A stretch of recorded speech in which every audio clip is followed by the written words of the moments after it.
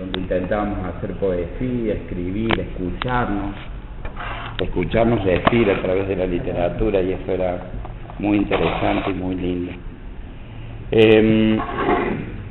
Yo siempre en las presentaciones escribo poco, pero bueno, no quiero ser muy denso en ese sentido. He escrito unas pocas páginas. La verdad que de este libro hay tanto, como de todos los libros de Dayla, ¿no? Pero de este libro no sé por qué me dio ganas de ser muy verborrágico. Tenía muchas cosas para decir, que en realidad muchas de las que digo acá a lo mejor se las quiero decir a ella, y se las voy a decir a través de la presentación, de esta presentación, ¿no? Y creo que después nos debemos un café, porque quiero preguntarle un montón de cosas. Ha despertado en mí, sinceramente, muchas inquietudes, no solamente históricas, sino también literarias. Me interesa mucho la cocina de este libro, la manera en que Dayla lo escribió y la propuesta que existe dentro de ese libro, ¿no? Bueno, ahí vamos con los vencedores de la Concagua. La verdad que a mí me gusta más el nombre primero que le puso Dayla. Si está alguien de la editorial, lo siento, pero me encantaba Cumbre, que fue el nombre que propuso la autora en principio. Pero además tuvo como 5 o 6. Así que bueno. Pero a vos te gustaba Cumbre. A mí me gustaba Cumbre. Y por otro lado, bueno, la verdad que estoy muy asombrado en cómo investigó y aprendió sobre andinismo, porque hay cosas que tuve que aprender yo también para leerlo.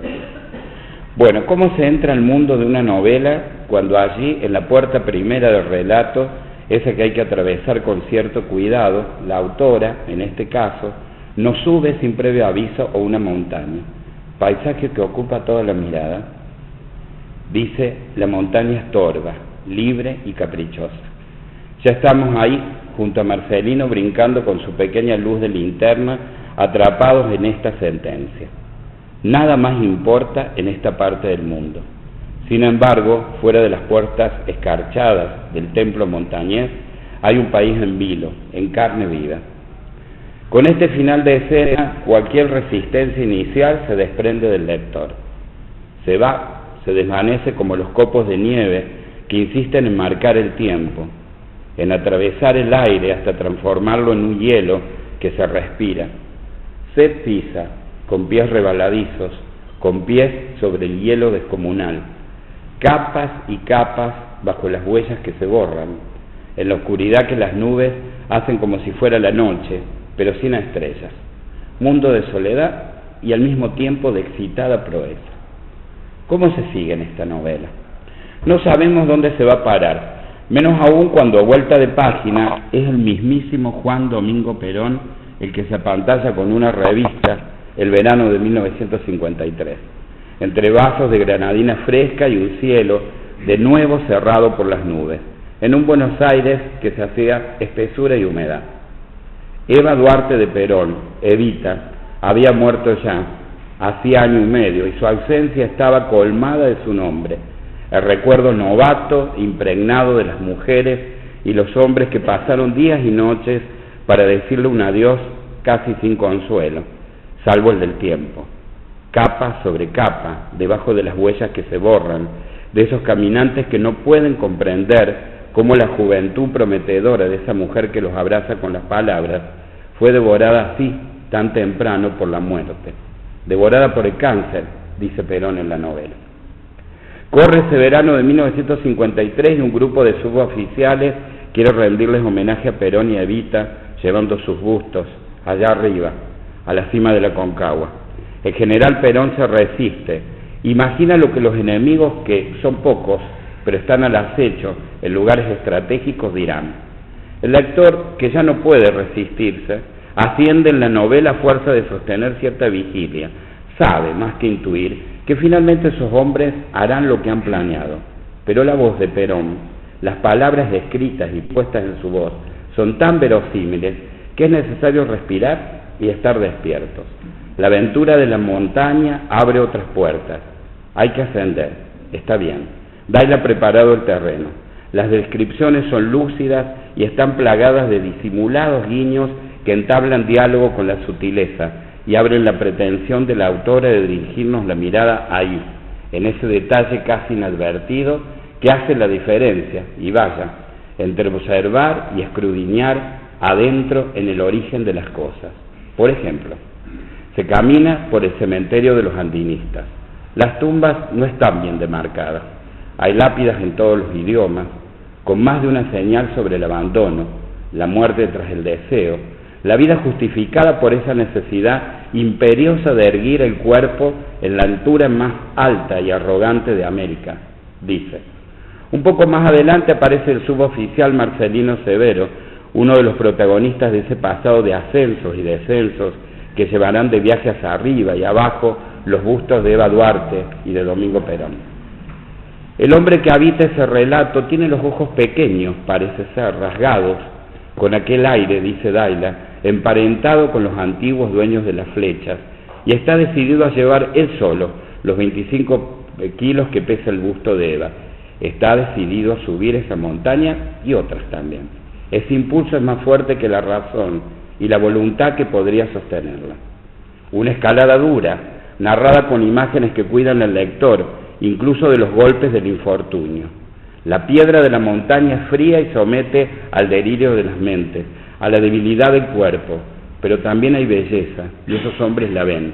La disfrutan en medio de los dedos que nunca fueron tanto hueso helado.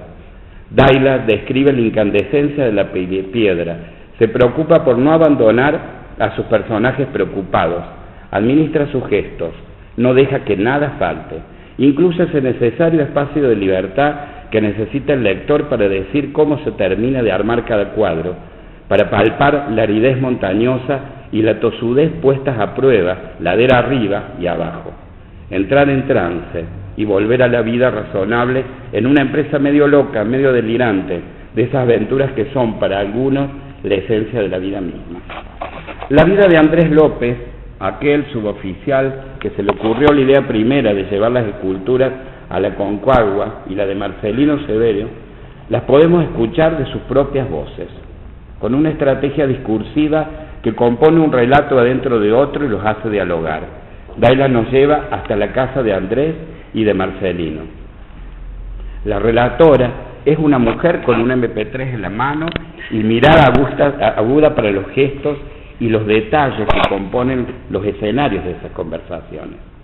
Esa mujer cordobesa, rosarina, pero nuestra, que llega tarde a Parque Centenario, es puesta en su lugar, así nomás, con un gesto de milico, que le indica sentarse ahí. Andrés mira las fotos, cuenta, y Daila, la mujer del MP3, está ahí, recoge impresiones, se hace de algunas frases, se acomoda un poco la ropa que le incomoda, casi adormecida con tanta precisión, y sigue hasta Villa María, recorre otros lugares, pero es ahí, en Villa María, donde encontrará a Marcelino Severo y a Nélida.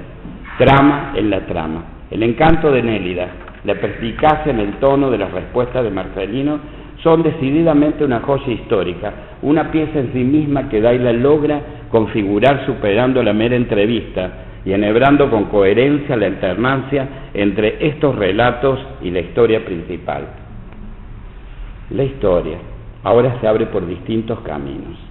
La novela que se inicia en aquel escenario, en la montaña, nos lleva paso a paso hacia un universo de hechos cuyo propósito no es solo el de proponernos una narración sólida y coherente, que por supuesto lo logra con creces, sino la de hurgar sin premura, pero de forma sostenida, en un espíritu de época, en unos modos de pensar y de hacer el país en la mirada de ese grupo de hombres, leales a Perón en principio, en una etapa de la historia argentina en el que no solo el peronismo como fuerza política, sino la democracia argentina y todo un pueblo sufre el más aberrante, doloroso e incomprensible ataque a la sociedad civil, el bombardeo sobre Plaza de Mayo. No recuerdo haber leído una crónica que narre ese hecho como en esta novela. Dislocada la descripción histórica, Daila coloca al lector en el centro de la escena, involucra el dolor con imágenes desprovistas de lirismo, pero situadas en un registro estético que demuele la pasividad y arrasa con toda posibilidad ambigua. El cielo plomizo sobre Buenos Aires, una foto, un niño que mira la cabeza de un muerto. El niño, dice Daila, Mira la cámara con una expresión que denota una dulzura inmediatamente anterior. Quizá en ese momento su aire de niño está virando hacia una madurez, dice Daila, lacrada por la violencia. Queda entonces esta transparencia, el desmesurado, nunca prudente derrumbe de un gobierno democrático de manos de la complicidad, siempre de los mismos grupos de poder que han desestabilizado históricamente los proyectos libertarios y las posibilidades de un devenir luminoso. Mientras los andinistas escalan el Aconcagua, lo intentan todo en esa piedra magnánima de espesura dura. Abajo, la inestabilidad huele a pólvora y los aviones cruzan el cielo con intenciones que pronto se revelarán en sonidos que ensordecen, desesperan. Donde hubo muerte, antes fue la vida, incluso el amor largamente ansiado, el ardor que se apresura en la carne, que se hace avidez en los sentidos, que se trepa a sí mismo y hace del futuro un horizonte abierto, atrapado en su propia luz. Dice Daila, el amor que Helena, una Helena con H, no como la nuestra de Troya, tenía por Sebastián Ávila, a veces la asustaba como asusta lo absoluto. Helena, personaje entrañable si los hay en esta novela, se sale de ella y la protagoniza como símbolo de ella misma y de otras mujeres. Una historia de amor que está apenas hecha de escenas intimistas, de momentos de llegada a motivaciones únicas, a plenitudes que, claro, se fuman con el tiempo, con lo imprevisible. Escalar, pisar el pie, sus huellas, y abajo capas, no solo del pasado, sino de lo que está por venir. Las escenas del amor no son del orden de lo romántico. La mano de Daila, su imaginario entregado con generosidad y sin abuso en estos fragmentos, son una reflexión exquisita en la que uno quisiera demorarse para escuchar un poco más lo que dicen del ardor, del despojo sin tribulaciones, de la belleza como idea, como profundidad que acecha, como a veces acecha la felicidad y otras la muerte. Sí, ese terreno sin remedio que vuelve incomprensible lo que no se pudo sostener con las manos húmedas y a medio transitar entre el deseo y el cuerpo amado. Andrés López, además, después menciona el Che Guevara.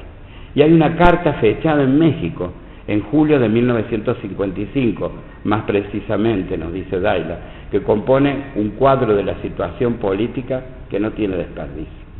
También está en Almendra, la niña liviana, tenue y rara, hija del meteorólogo Alejo Galván. La palabra anemómetro es instrumento y un símbolo. También hay una frase, el precipicio, 6.000 metros de soledad vertical. El niño sacrificado, además, y ofrendado a las montañas, encontrado como se fue, como está. La vida de Marcelino y Nélida hoy, los recuerdos de Aramburu, la lealtad como valor, los códigos de la política. La novela que escribe Daila Prado refieren con intención o no a todos estos ejes. Son un fresco documental y ficcional no solamente sobre la aventura de los suboficiales en el Aconcagua, sino sobre la historia de un país, develadora, reflexiva, comprometida. Los vencedores de la Aconcagua, que Daila había titulado hermosamente Cumbre, es un registro abordado desde un punto de vista original y prudente de una etapa del peronismo. Una pregunta, ¿cuántos países hay dentro del país? ¿Por qué regresar a la montaña una y otra vez? ¿Cuántas veces se repite un gesto, una operación que desafía las posibilidades físicas de alguien, que pone a la vida tan cerca de la tentación de la muerte? ¿Cuál es la frontera en la que nuestras acciones particulares deciden la trayectoria de la vida de los otros? Una novela para leer el país, mover algunas piezas, establecer relaciones con el presente. Soledad en el Aconcagua y el sonido cansado, pesado, agitado de alguien que insiste en llegar hasta la cima, vencer su testadura insistencia, el hielo que no se quiebra, capas y capas debajo de históricas huellas perdidas en las grietas. ¿Cómo se sale de una novela en la que se escaló hasta allá arriba, donde la claridad es calcina y el gesto de corazón agitado ahora abunda además en una rara turbulencia? Se sale agradecido, lo sé, empapado por una literatura que se reconoce en la cicatriz y en José Francisco Esclavo, pero que se espera aún más, y estoy seguro que va a haber más. Y sueña, como yo sueño, el momento en que Sofía lea las novelas de la abuela.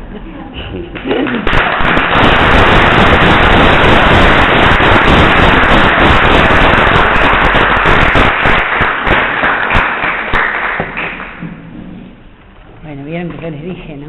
Para los que no lo conocen, Claudio Basal. Y ahora continuamos con... Sí, ¿no? Me he quedado medio conmovido por las palabras de Claudio. Marcelino es un personaje, estoy engripado, Marcelino es un personaje muy especial. Y digo Marcelino porque me he quedado atrapado en esta novela. Yo también comparto con él que el primer título, por lo menos el otro, era no importa, ya es parte de la historia. Y Cumbre se llama ahora los vencedores de la Concagua.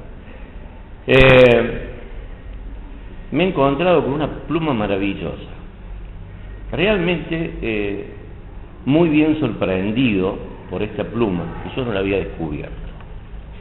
Más aún, debo ser sincero, nunca la había sentido nombrar. Y cuando me envía una carta diciéndome que había escrito sobre Marcelino Arballo, lo primero que pensé, este viejo me metió los cuernos, porque es un hombre atrapado en la soledad y muy difícil de extraerle algo de su vida, que es un enigma. Este hombre grandote, de casi ya está, debe medir unos 90 ahora, pero medía 2 metros, cara de indio. Yo le decía que él era indio Ranquel, se molestaba porque me encantaba hacerlo enojar. Él decía que no era de los Ranqueles, nacido en La Pampa. Y en esta lectura, Daila me ha metido en la historia personal que he tenido de amistad profunda con Marcelino, además una admiración formidable por este hombre olvidado por la comunicación del país. Daila me ha hecho volar entre su narrativa tan minuciosa, tan profunda. Parece que sus dedos tuviera pinceles de distintos colores. Y se mezcla la poeta con la cuentista. Y entonces uno no sabe si es la ficción o es la realidad. Y en mi caso se agravaba todo esto porque Marcelino es un hombre que vive entre la ficción y la realidad. Esto es Marcelino. Yo tal vez tenga una visión diferente de este maravilloso acto literario, marco literario que ha hecho Daila, porque lo conozco la autora, el disparador, quien genera todo esto, y Marcelino es todo eso que cuenta ella y mucho más, muchísimo más. Ese hombretón, por ahí desconocido para la gran sociedad argentina, es un chico enorme que vivió cosas allá a los 6.000 y pico metros, 7.000 metros, que figura en los libros de andinismo más importantes del mundo, porque fue uno de los que más subió en su época. Recién había alguien que me dice que es montañista, y yo recuerdo lo que comenzaba a decir Marcelino, que los trajes que usaban ellos pesan 4 veces más que lo que usan ahora, y llevaban pasa de uva, y llevaban algunas cosas como... Entonces, esta es una lectura que a uno le permite ponerse las botas imaginariamente con clavos, los borceguíes con clavos, y empezar a trepar, y encontrarse con esos amantes que seguramente por un pudor propio de Marcelino, que es muy pudoroso, no contó parte de la historia de esos amantes que murieron ahí arriba, ¿no? Una historia de una profundidad de amor que sobresale sobre lo literario, lo pasa, lo trasciende. Y este libro, seguramente para quien lo lea, le va a permitir sentir la magia de la montaña. Yo no he tenido la suerte de ser montañito, pero nunca se me ocurrió. Creo que la montaña más alta debe ser 3 metros que he subido en el Tiro Federal en Villa María. No tengo experiencia. Pero esto que se ve reflejado aquí es una forma de encontrar la vida de un Marcelino, de un López, o de tantos miles que por ahí desconocemos. Argentina está llena de estos hombres profundamente comprometidos con lo temerario, porque hay que tener mucha grandeza y mucha valentía interior, hay que tener mucha adrenalina acumulada para hacer lo que hace. A los 80 y pico de años quería volver a trepar. Viejo, le digo, te matás. No le daban las rodillas. Y él quería, no le importaba. Casi que tenía necesidad de morir en la Aconcagua.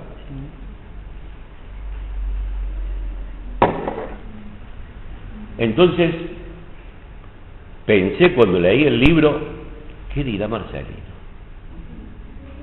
¿Qué dirá este hombre que hizo un culto a lo que es la educación física, un culto a la preparación física, a los deportes? Él integró el equipo argentino de tiro sobre esquí, fue campeón argentino, es decir, lo que era. Pero además, este hombre estuvo 6 meses, varias veces, 6 meses y volvía luego a su casa, metido en plena cordillera. ¿Sabe qué hacía? Era mojonero, le decía, quien cuidaba fusil al hombro solo, que los chilenos no nos corriesen los mojones. Digo, estas cosas parecen alocadas, porque el libro parece una narrativa de locos. ¿Cuánta belleza tiene? Lamento que no haya estado Marcelino. Sinceramente, lamento, ya tiene 92, 93. 93. 93. Y hasta no hace mucho andaba en bicicleta, ¿no? En peligro este hombre. Digo, el hecho literario que uno tiene que rescatar es como ella, dibujando en letras, nos permite conocer un personaje, nos permite ser parte de esa respiración agitada, nos permite también saber de la ceguera de la nieve, porque Marcelino es vida, es vivencia, es ceguera de la nieve, y es un hombre que hizo de la soledad un culto. Y él me decía que nunca se sentía tan acompañado como cuando estaba en la cumbre de la montaña. Y aquí Daila cuenta algunas cosas que estoy seguro Marcelino no se lo contó a nadie. ¿Qué misterio tenía Daila para sacarle esas cosas? No lo sé. No lo sé, realmente. Porque ustedes pueden creer que yo exagero. Les aseguro que no. Es un hombre que convivió en ese mundo tan alejado de lo nuestro, tan distinto a lo nuestro. Yo era chico y lo veía a Marcelino, que era un indio grandote, todos los chicos lo observábamos. Vivía al frente del río anteriormente y andaba con todo, unos ganchos, está loco este viejo, decía, mirá el indio este, ¿para qué? Estas cosas, ¿no? Y luego le hago perder 2 minutos de tiempo para contarle una pequeña historia que en realidad es lo que me llevó yo escribía para el diario, para entonces, había sido por el 80 y pico, a verlo a él.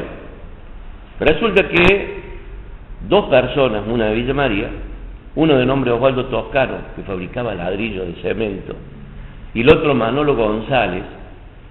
Manolo González es dueño de 3 o 4 viñas, de viñedos, 3 o 4 viñedos, muy grandes en San Martín, en Rivadavia, en Mendoza. Y resulta que un día, los 2 fugados, por supuesto, de la justicia, vivían en la precordillera. Uno fugado porque lo corrían los militares de un lado y el otro lo corrían los militares del otro. Y se pierden en una tormenta, en esos ventisqueros En realidad después fui a conocer la precordillera y estuve por ahí. No es que no subí, digo, sí estuve, pero no trepé nada. Y entonces ellos sabían que cuando se perdían, llevaban las mulas hacia Chile.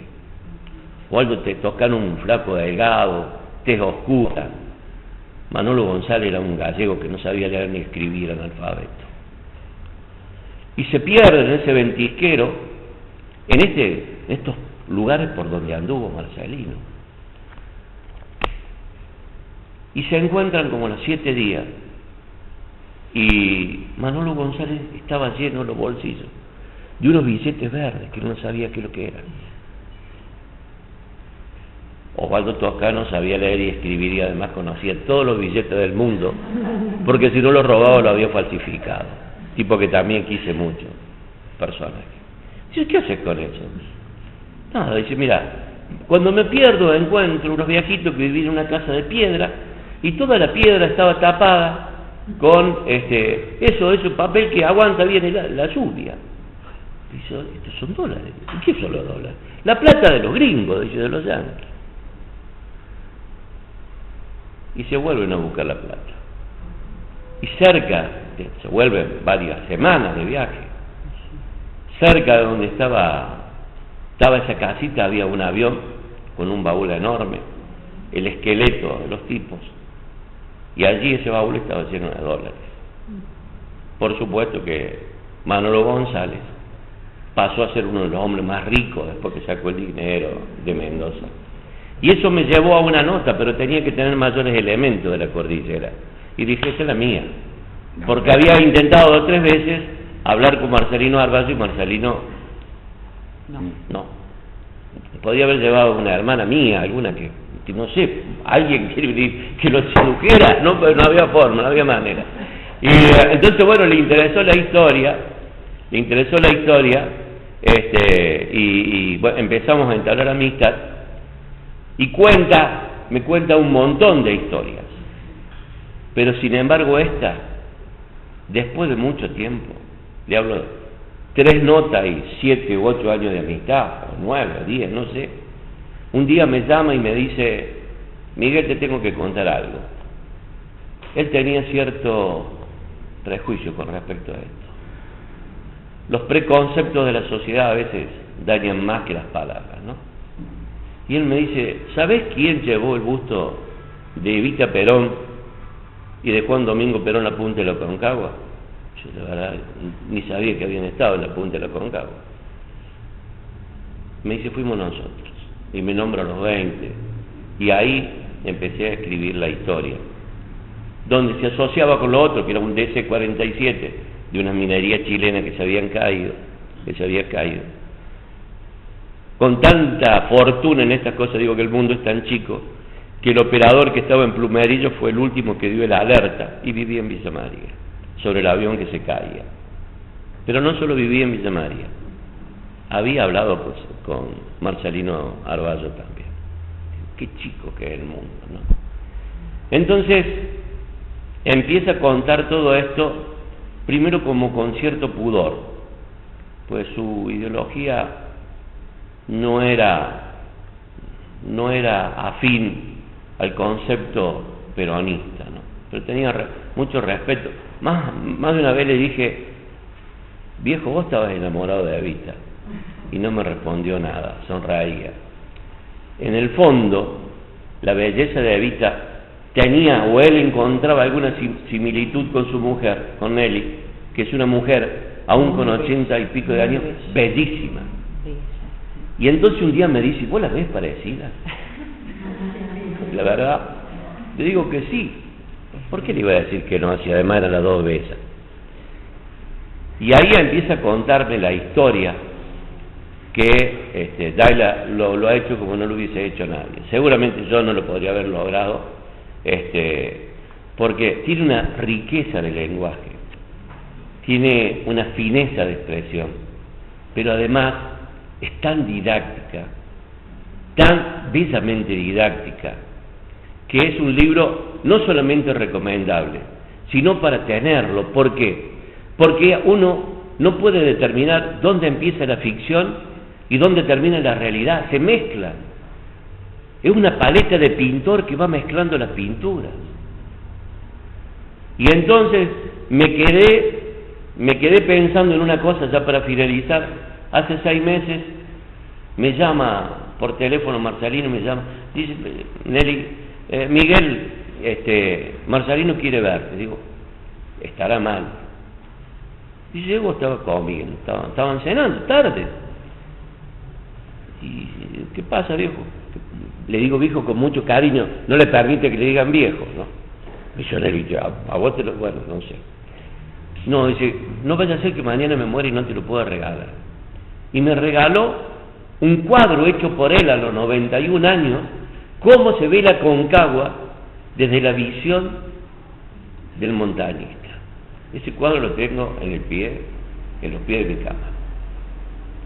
Ese es Marcelino Arballo. Ese es Marcelino Arballo que lo pintó magníficamente Douglas, que hizo de esta historia una forma de compenetrarse en la historia desconocida por el gran ciudadano. El colectivo imaginario está todo mezclado acá adentro. Hay historia, hay literatura de distintos géneros, entre ellos la poesía, la narrativa, y a mí me alegra muchísimo que se haya encargado de alguien de la dimensión de Marcelino Arballo. Nada más.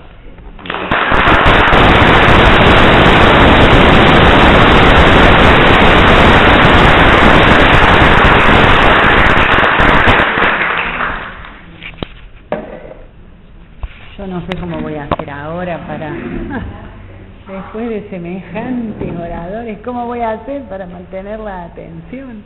No vuela una mosca, estamos todos pendientes de las palabras de Miguel y recién de las de Claudio. Muchas gracias a ambos.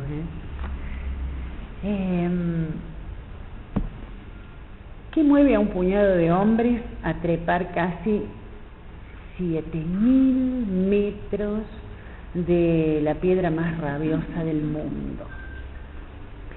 Este es un fragmento de un testimonio del propio Marcelino, sin embargo, no corresponde a las ascensiones por los bustos que narro en la novela. El relato apareció hace algunos años en un diario de Villa María. Aproximadamente debió cumplirse una hora de marcha para que nuestra visión se transformara totalmente en difusa y nubosa, es lo que denominan la ceguera blanca. Por momentos apenas veíamos nuestros pies, nos observábamos a nosotros mismos como fantasmas, como seres extraños de otros planetas, grotescos, vacilantes. Ahí se nos terminó la marcha, se acabó el piso, un paso más y al vacío.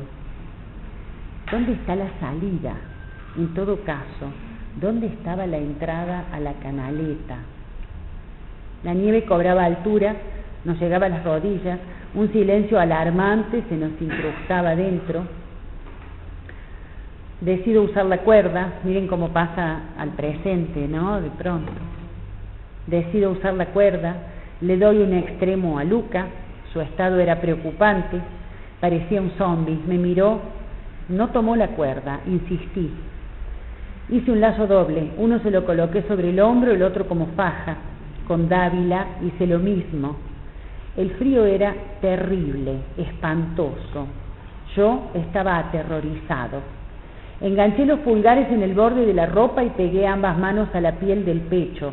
No pude evitar un grito que brotó ronco de dolor. Me brotaron lágrimas y mocos, mas la nieve colada en la piel, mi cara era una pasta.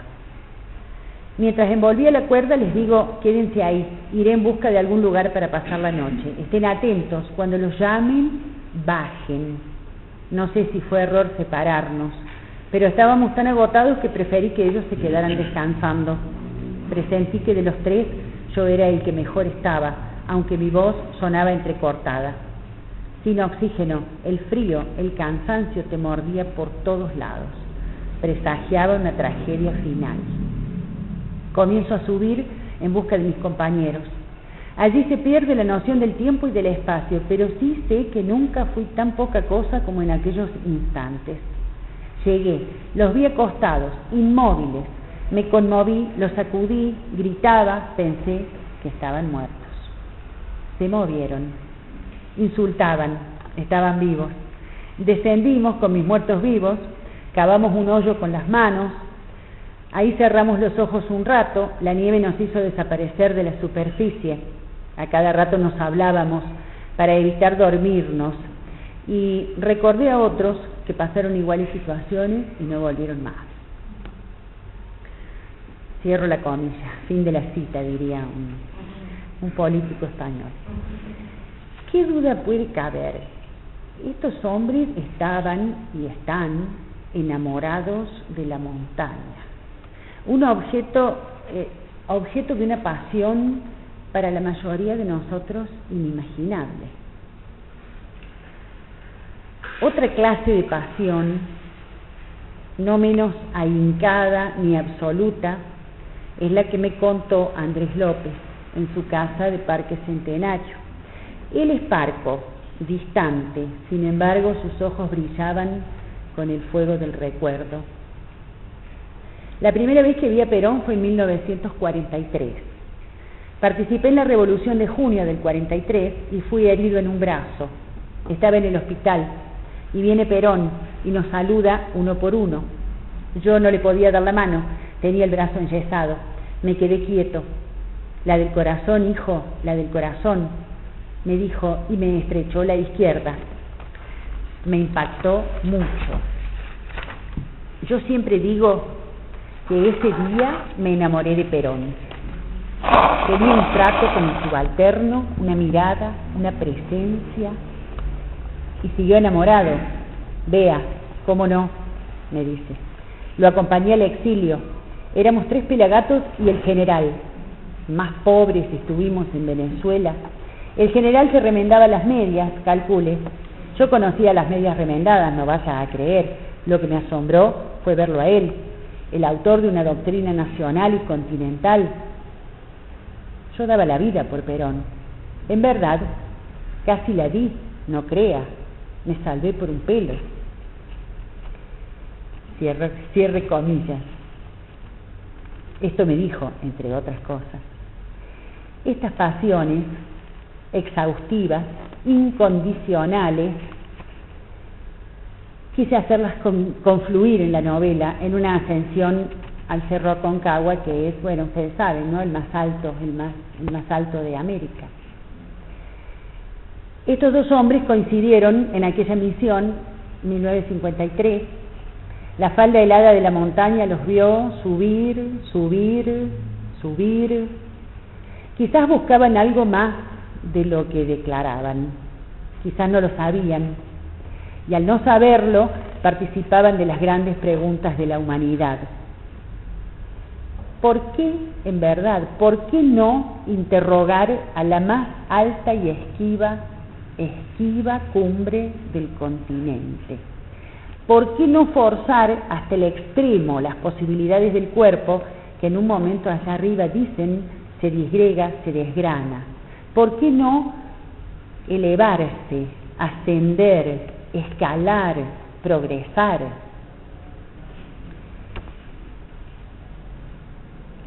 Uno de los probables significados del nombre, de la palabra Aconcagua, es que viene del otro lado. Un vocablo mapuche, Aconca, y hue, que es sitio o lugar o abundancia, ¿no? Que viene del otro lado. ¿De qué otro lado? Hasta el nombre de la montaña destila metafísica, misterio. Podría significar también techo de América, o puede que provenga del quechua y que signifique el que mira. Por favor, el que mira. Sin pasión no se puede subir a ese coloso, no se puede. Y yo pensé o quise que esta fuera una novela que remite, que habla de las pasiones, porque además está muy presente en la novela Eva Duarte, con su vida y con su muerte austral, tempranera, que me parece le sumó sentidos al concepto pasión, tan de por sí galope, tan ígneo, desbocado, feroz. Eva Duarte, es verdad, sobrevuela este texto, esta novela, de la misma manera que sobrevoló décadas de historia argentina, despertando pasiones, quién lo duda, que han llegado, y todas tenemos algún registro de lo que digo, que han llegado a límites difíciles de mensurar, ¿no?, de comprender incluso. De modo que sí, esta es una historia real y también es ficticia, como decía Miguel. Excede, al menos eso quise, el carácter, el comportamiento de los protagonistas y se mete en la pulpa de la historia, porque lo cierto es que estas personas hicieron historia. Bueno, todas hacemos historia, por cierto. Pero también es verdad que en algunas personas la carga vivencial y simbólica y la época es tan grande, es tan poderosa, que los nombres se diluyen y se vuelven entorno, se vuelven también contradicción, acuerdo, batalla, todo eso. Uno de los protagonistas, quizá el protagonista, Marcelino, el protagonista, encarna la plaza de toros en donde pelean la libertad y el miedo. Esta frase la recuerdo siempre, se la robé, no es mía, es de Eduardo Galeano, nunca olvido esas líneas. En mi pecho plaza de toros pelean la libertad y el miedo. Elena también se la acuerda. Los andinistas le pelean a la montaña y la montaña es mucho más que la montaña también. Y habría que verlos, colgados de nieves imposibles. También desde la política y desde la ideología, otros hombres, otras mujeres cruzan desfiladeros imposibles y ofrecen su vida, la pucha, su vida, para resguardar la existencia de otra persona que creen irreemplazable o de la idea que ellos encarnan. Me gustaría también que la novela pudiera leerse, ojalá mi novela sea polisémica, pudiera leerse en clave de interrogante, y pensar en lo frágiles que pueden ser la gloria, los honores, el poder, en el sub y baja de la historia, la eternidad, ¿cuánto dura? Hay un núcleo verdadero en la novela, claro, cosas que efectivamente pasaron. La expedición subió a la Aconcagua en 1953 para dejar los bustos, deja junto con los bustos una plaqueta que dice que no debían ser retirados esos bustos, que debían permanecer allí por los siglos de los siglos. Esta es una costumbre que tienen, Daniel y quienes saben algo lo sabrán muy bien, los andinistas cuando hacen cumbre dejan un objeto que ellos llevan y se llevan otro que otros han dejado, ¿no? Pero los bustos, precisamente, estaba explícito que tenían que quedar por los siglos de los siglos. Y por eso la eternidad, ¿cuánto dura? ¿Podemos rasguñar siquiera, así como las piedras, el concepto, o nos quedamos como los hombres de la Aconcagua, suspendidos de pronto en medio de los hielos como unos escarabajos agitando las patitas, ¿no? Digo hombres, y claro, pero no son solo ellos. También se trata de mujeres, porque, las mujeres también, menos, pero también escalan y hacen cumbre, menos. La mayoría, que no escala, sigue casi con cada respiración, con cada aliento, a sus maridos, porque también hay que atreverse a maridarse con varones que andan por las alturas. 6 meses casada Marcelino. Y sí, Nelly, esa bella mujer, realmente, la esposa de Marcelino, tuvo a sus 2 hijos y el padre no estaba, y creo que los conoció cuando tenían 4 meses, me parece. Volvió a los 4 meses porque andaba enseñando esquí o paracaidismo, o también es paracaidista, ¿no? Y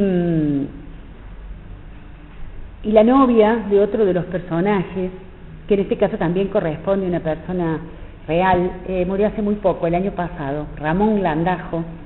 La novia se queda esperándolo porque él, en 1955, le dice que se va por 15 días. Es que muchos creyeron que en 15 o 20 días todo iba a volver a su cauce.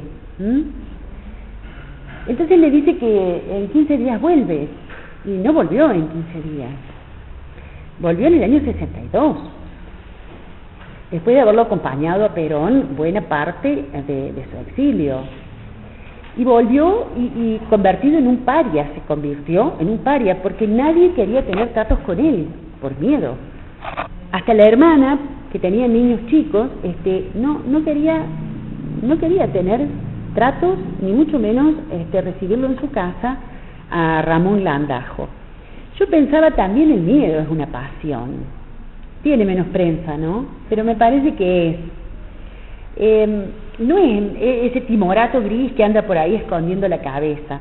Más bien lo veo como un animal brioso que no deja paz, no tiene paz ni deja tenerla. Y también en la novela quise reflejar esa cualidad apasionada, llameante también del miedo. Ramón Landajo vivió muchos años en el barrio del Once, idolatraba a Perón, lo idolatraba, ¿no? Decía también que Evita había conocido a la primera mujer de Perón, Ramón Landajo, que Evita tenía un aura como él nunca pensó que un ser humano podía tener. Bueno, para enterarse de qué pasó con la novia, van a tener que leer la novela que pasó con esa muchacha que un día le abrió la puerta a su enamorado después de 6, 7, 8 años y casi no lo conoció porque él estaba camuflado.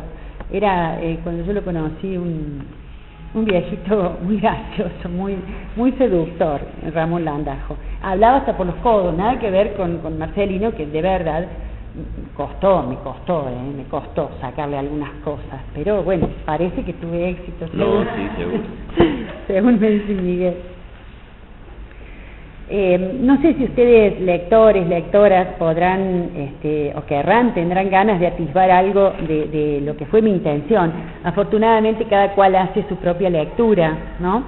Y señala o rescata o prioriza aspectos que tienen que ver con la propia historia también. No sé si la novela emana algún vapor de lo que me daba vueltas en la cabeza, que también creo que es un tema recurrente para mí, y menciono explícitamente la cuestión de el fin y los medios que se emplean para conseguir un fin, para llegar a un fin. Las oportunidades en que, hablando de nuestra historia nacional, todo estuvo permitido o todo fue posible,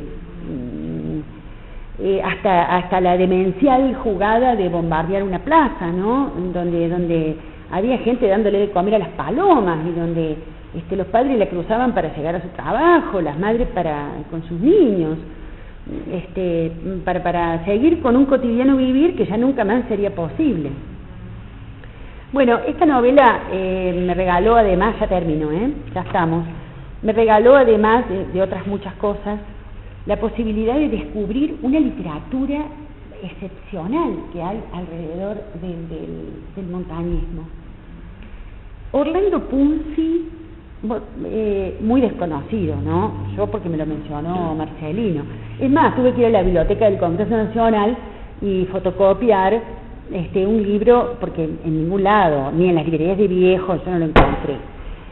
Un escritor maravilloso, un escritor de pura raza que andaba también él, por supuesto, por las salientes de roca, siempre buscando más altura, más dificultad, más exigencia, con una poesía y una delicadeza que me maravilló realmente. Daniel Plachi me prestó también uno de Roberto Osne con H, bueno, ese es más fácil de conseguir, un libro precioso.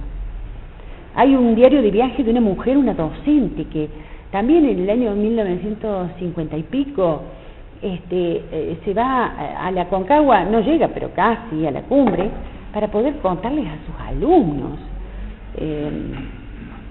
Jorge Link y Adriana Vance. Yo pienso en lo que esta pareja de amantes que hacía referencia a Miguel recién, lo que debe haber sido ver a casi 6.000 metros de altura esa muchacha que era muy bonita, Adriana Vance, era francesa, diminuta, muy frágil, nadie entendía cómo podía llegar a la cima de la Aconcagua porque parecía muy débil, ¿no? Con sus botitas de escalar y su cabello siempre muy arreglado, y una perrita que se llamaba Fifi.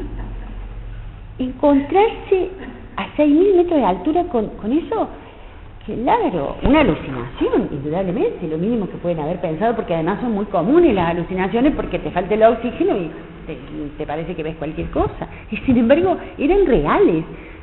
Una muchacha con una perrita en la cumbre de la Aconcagua, porque también la perra llegó a la cumbre, y también van a tener que leer la novela para saber qué pasó con la perrita. Una perrita que era un peluche, Fifi. Y bueno, también llegó la perrita. Bueno. ¿Me permití un agregado? Sí, creo que en esta parte tuya,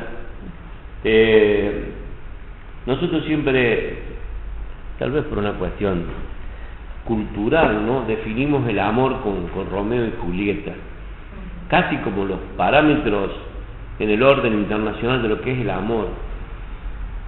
Si en el momento que ustedes se introduzcan en esta página van a encontrar algo superior a Romeo y Julieta, que es lo que sucede con estos...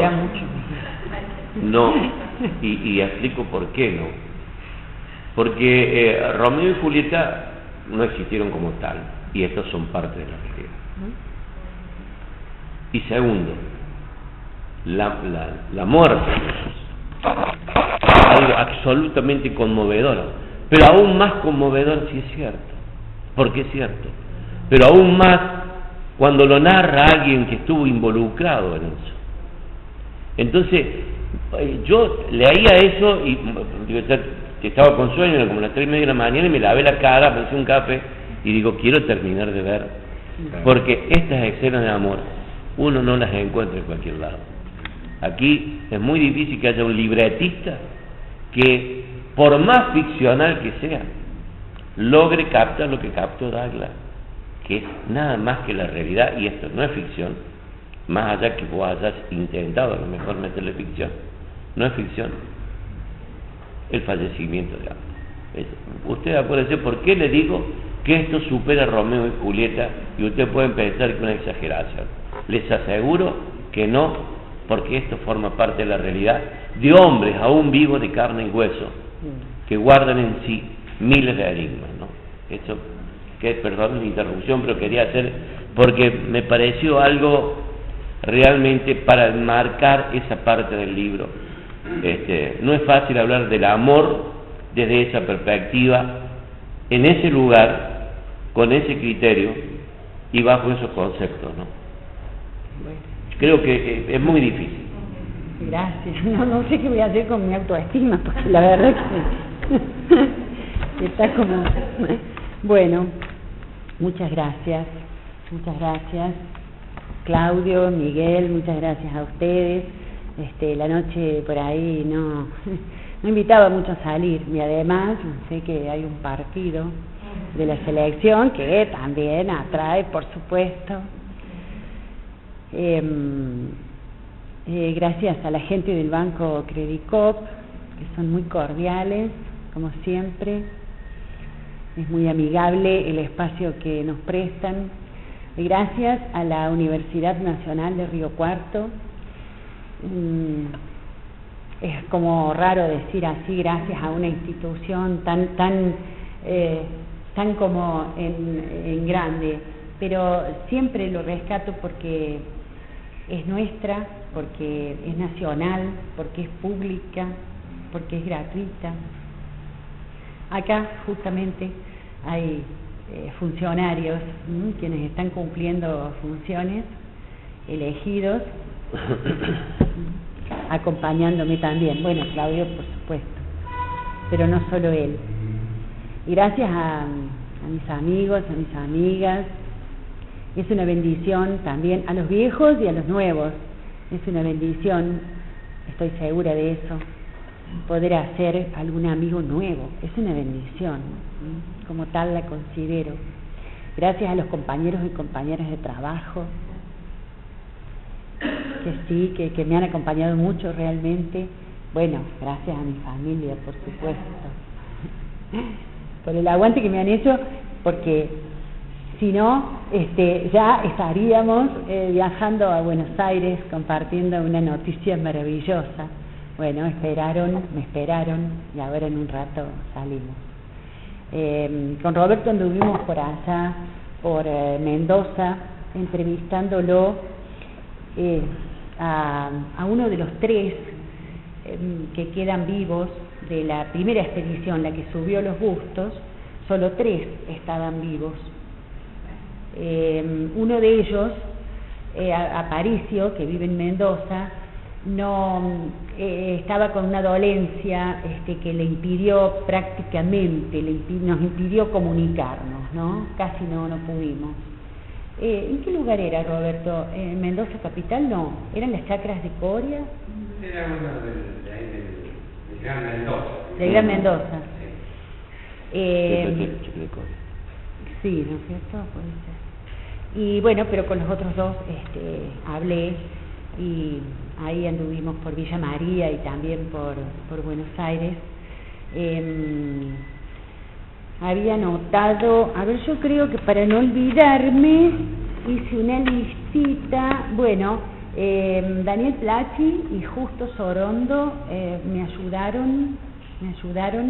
Imagínense que yo, lo máximo que subí fue el Cerro Áspero, que no es muy alto, es muy hermoso, está en el Chacay, pero es bajito. Entonces, en un momento dije, ay, pero ¿por qué yo me meto en estas cosas? Pero claro, ¿cómo voy a hablar yo de...? Está bien, a esa altura ya tenía un montón de literatura leída, pero convengamos que la literatura sola no alcanza. Y inevitablemente, sine qua non tenía que... Nunca supe cómo se pronuncia, sine qua non o sine qua non.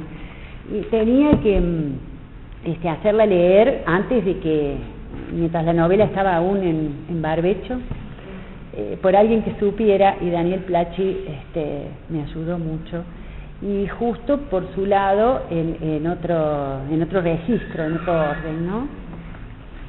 Porque sabe mucho de la historia de esa época, y porque además es un crítico literario. Bueno, gracias a Silvia Bulacio, que está en el stand de Coligüe. La novela está publicada por Coligüe, no lo hemos mencionado hasta ahora. Caramba, se me ha pasado. Nobleza obliga. Y cambió varias veces de nombre, es verdad. Yo antes de irnos porque me quedé pensando, porque me pareció gracioso, nunca había escuchado una cosa así. Miguel Andrés no fue a la presentación de uno de sus libros porque se olvidó. Porque se olvidó. Es una cosa, nunca había escuchado algo así, realmente. Bueno, y en este momento me acordé y digo, bueno, lo voy a mencionar porque ¿cómo te olvidaste de la presentación del libro? Edubín, la editorial de la Universidad de Villa claro. María, eligió 7 autores de la provincia de Córdoba, entre ellos Jorge Cuadrado, y estaba yo también. Entonces la envió. Yo tengo ahora para sacar 4 fascículos nuevos, 4 libros que se llaman ¿Qué me van a hablar de amor? Son historias reales, son 80 cuentos de historias reales que he ido recopilando. Y cuando veo el libro, veo el gigante, yo la verdad que le dejé el material y me desentendí totalmente. Y digo, pero ¿por qué pusiste estos cuentos? No me gustan. Uno solo que me gusta, que es un cuento que es real, y los otros no me gustan. Bueno, está bien, dice, ya están hechos los libros. No sé. Y yo la verdad que me preocupé 1 minuto y medio después. Y me olvidé, y a los 2 días me llaman por teléfono de Córdoba para hacerme una nota sobre el libro. Y digo, ¿qué lo presentaron el libro? Sí, dice, estaban todos. Bueno, ahí sentí cierto rasgo de vergüenza porque uno no puede no estar en la presentación del libro. Pero bueno, a mí estas cosas son frecuentes, soy una enorme despelotado. No, sobre todo, sí, son frecuentes, sobre todo en la gente que tiene que ver con la literatura.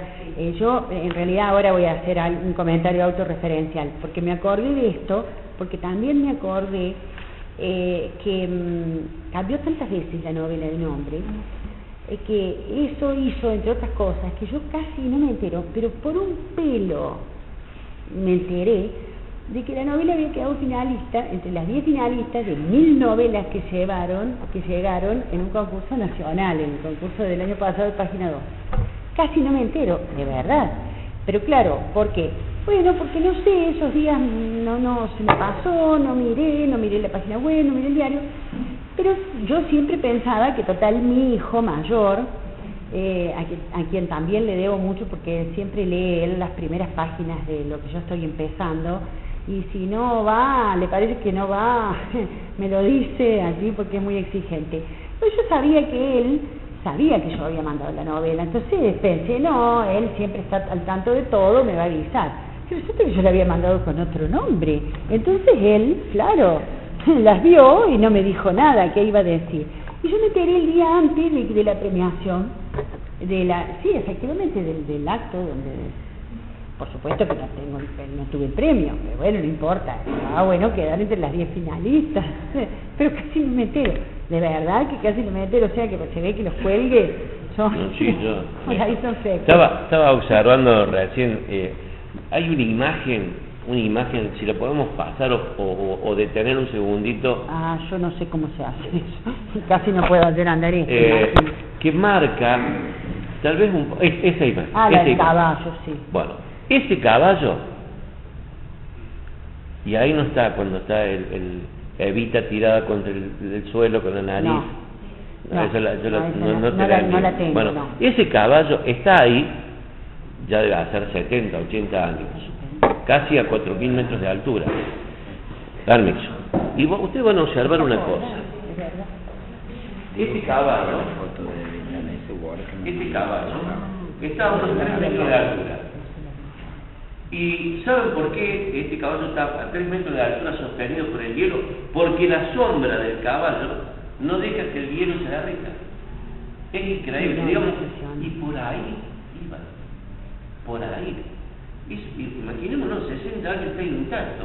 Y la otra, la perra no está ahí también. No, la perra yo bueno, no la digo, tengo. No cuenten más. No, bueno, pero... Estás diciendo, tienen que comprar novela. Una de las... pero le llevaban dog y no sé qué le llevaban ahí a la perra. Eso me impactó, porque digo, ¿cómo puede estar ese caballo ahí sostenido? Y era... Sí, eso es impresionante. Impresionante. No, yo no me animé a contarlo porque ni siquiera sé describir eso, yo no me lo puedo imaginar, la verdad. Ahora, ¿cómo llegó el caballo hasta ahí arriba? Tampoco se lo explica. Porque claro, porque las que llegan son las mulas. Las mulas, sí. Los caballos es raro. Bueno, muchas gracias.